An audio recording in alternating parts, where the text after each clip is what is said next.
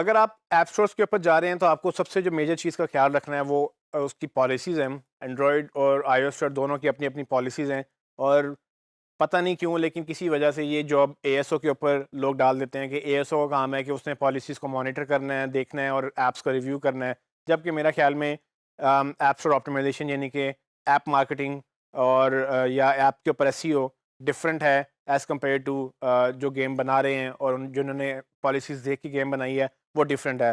तो अगर आप प्रोडक्शन में हैं मोबाइल की ऐप या गेम प्रोडक्शन में हैं, तो फिर आपके ऊपर वो रिस्पॉन्सिबिलिटी आनी चाहिए। लेकिन मेरे एक्सपीरियंस के मुताबिक जितना मैंने देखा है, लोग एएसओ से एक्सपेक्ट करते हैं कि भाई वो पॉलिसीज़ भी वही देखे और वो गूगल के ऊपर, वो प्ले स्टोर के ऊपर या आईओएस स्टोर के ऊपर वो रैंकिंग्स भी वही लेकर आए। तो ये चीज़ें आपके शायद प्लेट में आ जाएँ, लेकिन मैं आपको बेसिक चीज़ें बता देता हूँ कि दोनों की पॉलिसीज़ अल्टीमेटली यूज़र एंड से ही ड्राइव होती हैं कि किस तरह से यूज़र को चीट नहीं करना, कौन सी पॉलिसीज़ कौन सा आपने कंटेंट दिखाना है, कौन सा नहीं दिखाना। एज लिमिट वाइज़ आपने कंटेंट वो सेग्रीगेट करना होता है कि अगर आपके वहाँ पर मतलब ऐसा कंटेंट है जो बच्चों का नहीं दिखाना, यानी कि उसमें खून है या उसमें फ़ाइट है या उसमें कोई और वायलेंस है, वो बेसिकली इन सब चीज़ों को बड़ी माइन्यूटली नोट कर रहे होते हैं। और असल में सिवियरिटी ये है कि अगर आप इन पॉलिसीज़ को फ़ॉलो नहीं करेंगे, तो अल्टीमेटली जो है वो आपकी ऐप को बैन कर सकते हैं। यहाँ तक कि अगर आप ज़्यादा वायलेशन में आते हैं तो आपका अकाउंट भी बैन हो जाता है। तो बेसिकली जिस तरह से एसईओ में आपकी वेबसाइट जो है वो आपके कंट्रोल में रहती है, यहाँ पर आपके कंट्रोल में कुछ नहीं है। यहाँ पर आप अपनी ऐप अपनी वेबसाइट पे या अपने सर्वर पे होस्ट नहीं करते, यहाँ आप उनके प्लेटफ़ॉर्म में होस्ट करते हैं। जब उनके प्लेटफ़ॉर्म में होस्ट करते हैं, सारा कुछ उनके कंट्रोल में होता है। वो अगर आप जैसे ही उनकी डेविएट करते हैं, वो आपको नोटिस देंगे। अगर बहुत ज़्यादा सीवियर वायलेशन है, तो वो आपको मेबी ब्लॉक कर देंगे। लेकिन जब आपको नोटिस आता है, तो आप उसको रिकवर भी कर सकते हैं। So it's up to you कि आप कैसे उसको लेके चलते हैं। लेकिन मैं आपको कुछ चीज़ें बता देता हूँ कि जो कैटेगरीज़ हैं ब्रॉड, वो आपके ये जो एंड्रॉयड का लिंक है, आप यहाँ से गूगल प्ले स्टोर की पॉलिसीज़ जाके पढ़ सकते हैं। इसमें ब्रॉड कैटेगरीज़ बनाई हुई हैं।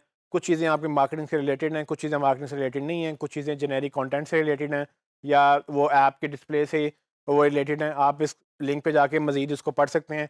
ये याद रखें, अगर आप एएसओ कर रहे हैं, तो आपको ये याद होनी चाहिए या आपकी फिंगर टिप्स पे होनी चाहिए। एक अच्छी बात ये हो सकती है कि आप इसका प्रिंट ले लें, इसका एक पीडीएफ वर्ज़न भी आप डाउनलोड कर सकते हैं। वो आप प्रिंट ले लें प्लेन टेक्स्ट में और उसके अपने पास सेव कर लें और उसको बार-बार गो थ्रू किया करें ताकि आपको ये पता हो कि क्या पॉलिसीज़ हैं और क्या नहीं हैं।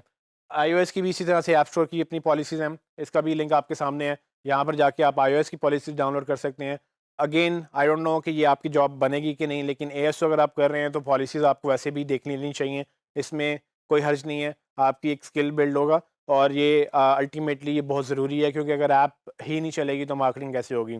मार्केटिंग करने के लिए आपको ऐप चाहिए और ऐप को प्रॉपर प्रमोट करने के लिए आपको पॉलिसीज़ पढ़नी है और उसके अंदर आपने देखना है कि आप किस हद तक क्या चेंजेस कर सकते हैं, वो क्या चेंजेस आप ला सकते हैं।